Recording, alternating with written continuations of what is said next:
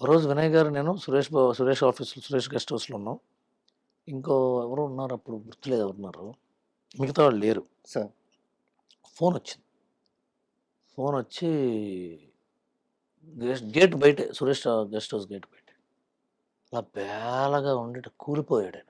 ఇలా పట్టుకున్నా నేను. కూలిపోతుంటే అర్థమైంది షేక్ అయ్యాడని. ఎలా ఉంటాడాయన? సార్. టైగర్‌లా ఉంటాడు కదా వినాయక్ గారు.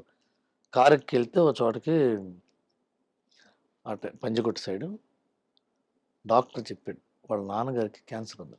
Liver sir. క్యాన్సర్. కొడుకంటే వినాయక్ సార్.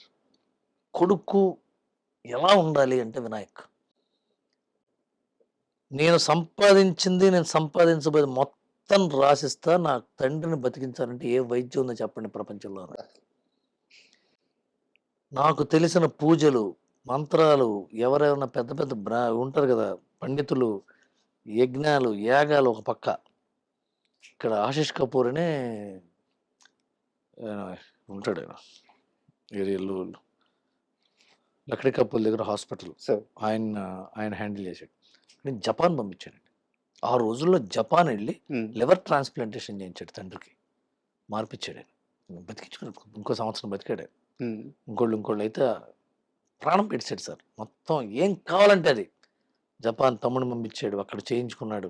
తీసుకొచ్చాడు. నాటు వైద్యాలు, ఆ వైద్యాలు, ఇవి తండ్రి కోసం దశరథ మహారాజుకి రాముడు ఎట్లాగో వినాయక్ గారు వాళ్ళ తండ్రికి అట్లా. ఆయన తండ్రి ఎన్నికల్లో నిలబెడతానంటే చాగల్‌లో ఎన్నికలు నిలబెట్టి గెలిపించాడు.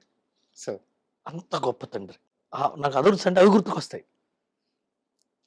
రామారావు గారికి పాపం యాక్సిడెంట్ అవ్వటం, వినాయక్ గారికి ఇదవ్వటం, వినాయక్ గారి దగ్గర నేను నేర్చుకుంది